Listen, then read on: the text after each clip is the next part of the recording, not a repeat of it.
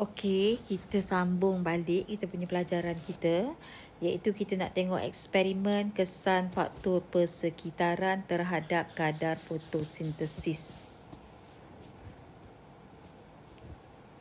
Penyataan masalah. Tengok sini penyataan masalah dia. Sekejap ya. Penyataan masalah. Apakah kesan keamatan cahaya, suhu dan kepekatan gas karbon dioksida terhadap kadar fotosintesis? Apakah kesan keamatan cahaya, satu, suhu yang kedua, dan kepekatan karbon dioksida ketiga terhadap kadar fotosintesis? Ini adalah pemboleh ubah yang bergerak balas. Ini adalah pemboleh ubah yang dimanipulasi.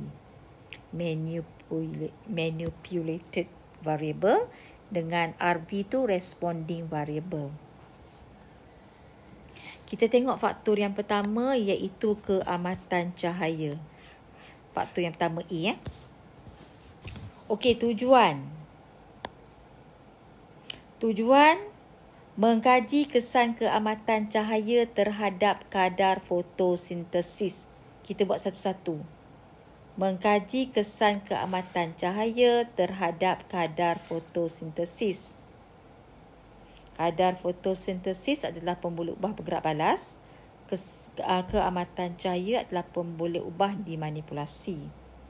Hipotesis, semakin tinggi keamatan cahaya, semakin tinggilah kadar fotosintesis. Sekiranya tiada faktor penghad. Pemboleh ubah. Ini pemboleh ubah. Ada 3, dimanipulasi, bergerak balas dan dimalarkan. Okey.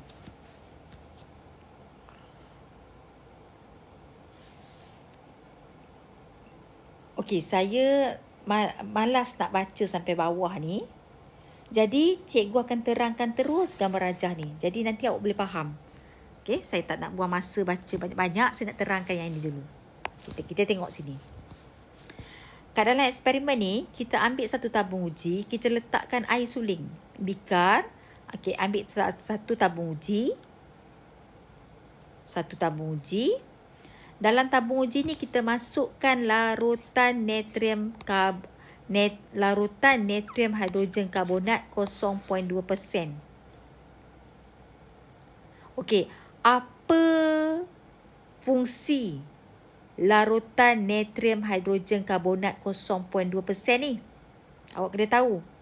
Fungsinya adalah untuk sumber gas karbon dioksida.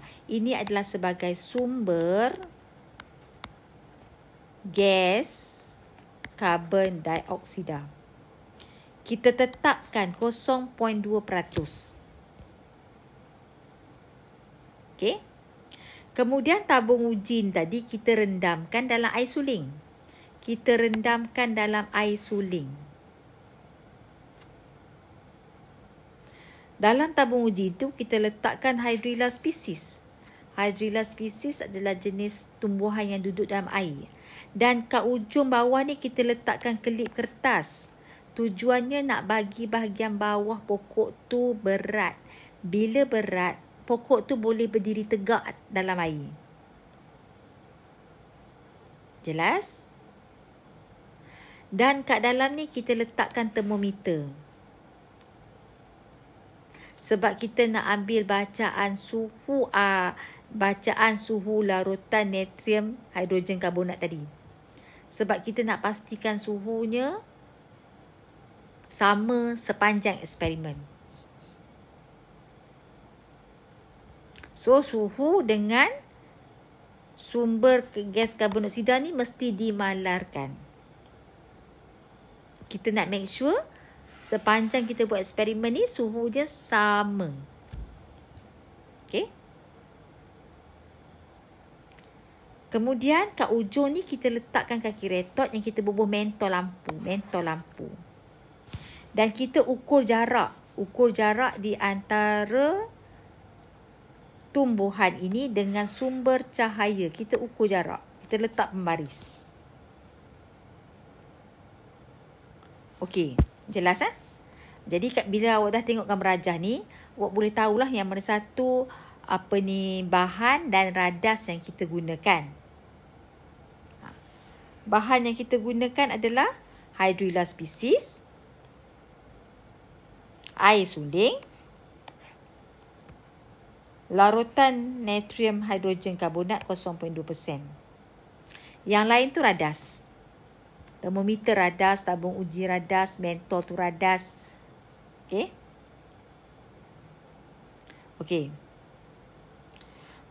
Kita tengok pemboleh ubah sekarang ni.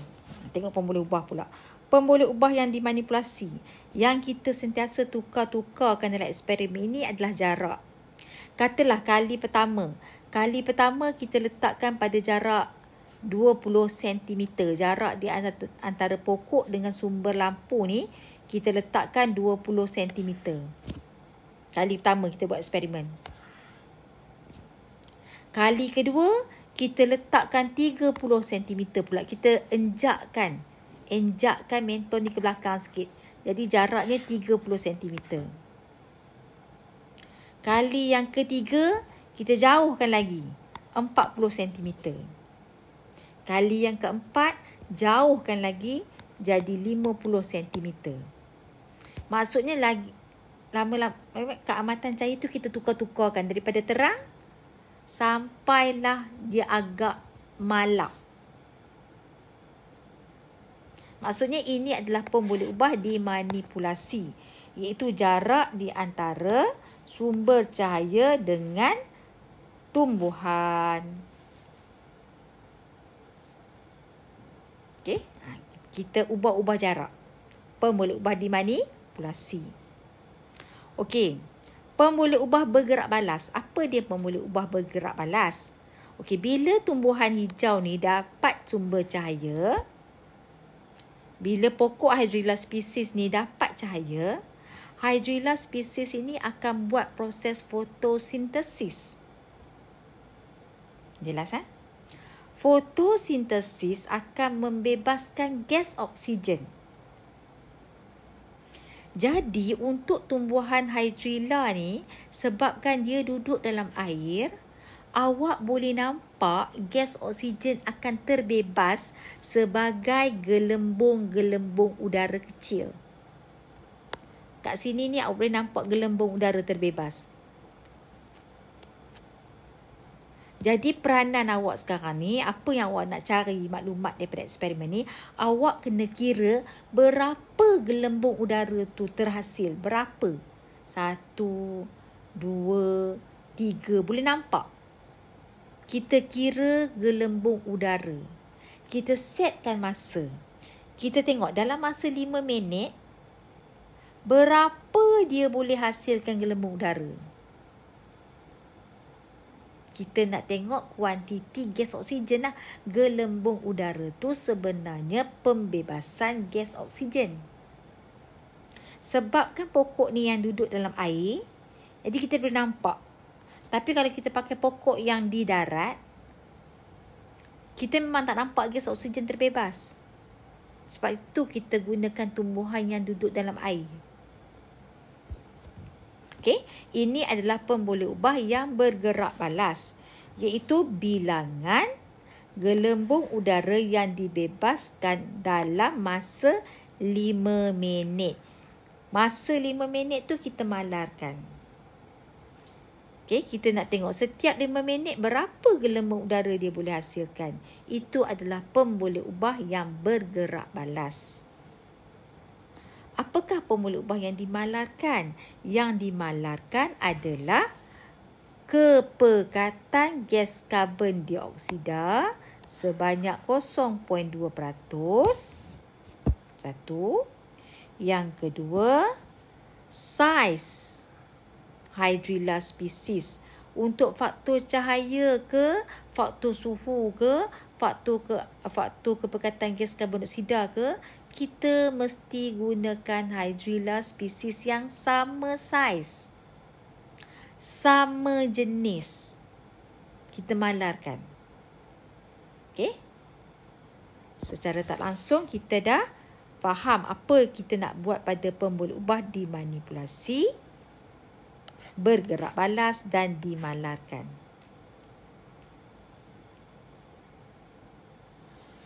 Kita boleh tengoklah prosedur dia.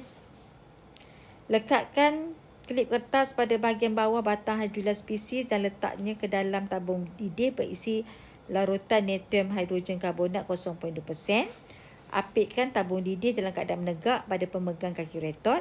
Nyalakan mentol 60 watt dengan jarak 20 cm. Mula-mula kita letakkan pada jarak 20 cm. Kuasa mentol dimalarkan. Fixed variable. Kita malarkan kuasa mentol. Kau buatlah pada jarak berapa pun, kuasa mentol tetap 60 watt.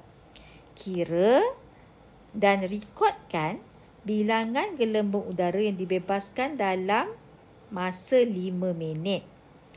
Ambil 3 bacaan supaya kita boleh kira puratanya.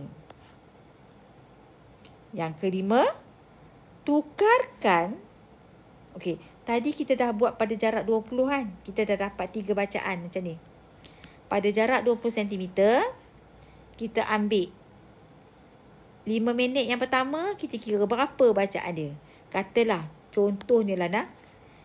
5 minit yang pertama tu kita kira-kira dia boleh hasilkan 5 gelembung contoh. Lepas tu kita buat lagi 5 minit lagi. Yang ni 6 gelembung. Kita buat lagi 5 minit lagi. Katalah ini 7 gelembung. So kita kira purata campur semua bahagi 3, kita dapatlah berapa bacaan dia.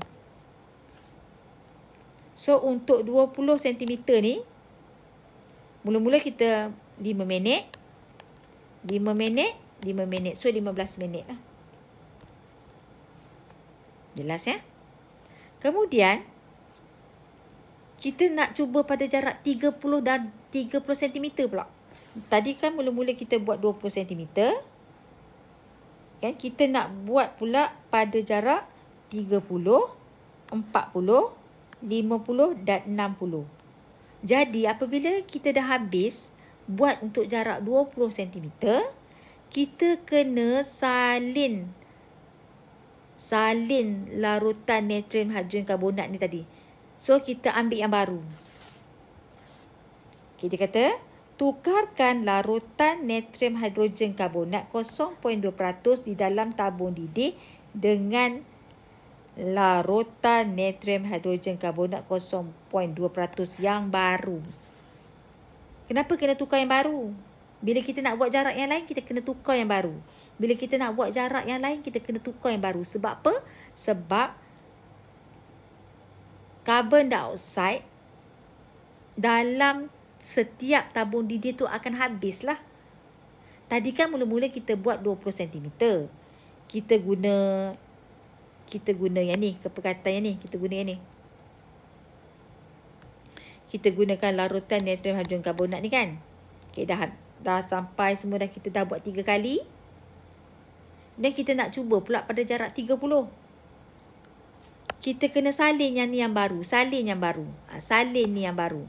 Salin semula yang baru. Yang baru. Kita buat lagi 3 kali. 5 minit. 5 minit. 5 minit. Ambil purata. Kemudian kita tukar pula pada jarak 40 cm. Every time, setiap kali kita tukar jarak, kita kena gantikan larutan natrium hidrogen karbonat yang baru. Yang baru, walaupun yang baru, tapi kepekatan dia tetap sama. Jelas ya? Setiap kali kita nak tukar jarak antara tumbuhan dengan mentol, setiap kali itulah kita kena tukarkan larutan natrium hidrogen karbonat yang baru, yang kepekatannya tetap 0.2%. Sebab kalau kita tak tukar, sumber karbon dioksida dalam tu makin lama makin kurang, makin lama makin kurang, makin lama makin kurang. Sebab tu kena tukar yang baru. Okey, saya harap awak jelas ya. Dan kita pun catatlah dalam jadual ni. Buat jadual macam ni. Jarak sumber cahaya, pemboleh ubah dimanipulasi, dan bilangan gelembung udara yang dibebaskan dalam masa 5 minit, pemboleh ubah yang bergerak, balas. So kita ambil purata lah. Sebab apa ambil purata? Sebab kita nak dapat bacaan yang lagi tepat. Mungkin ambil sekali tak tepat, kita ambil sampai 3 kali. Okey? Okey, cikgu harap awak jelaslah macam mana prosedur eksperimen mengkaji kesan keamatan cahaya terhadap kadar fotosintesis. Kadar fotosintesis dalam eksperimen ni diwakili oleh bilangan gelembung udara. Dan kesan keamatan cahaya, macam mana kita buat kesan keamatan cahaya yang berbeza-beza? Dengan cara mengubah kedudukan mentol lampu tadi daripada tumbuhan. Okey? Fahamkan yang ini dulu. Bila awak dah faham nanti, cikgu akan kemukakan soalan.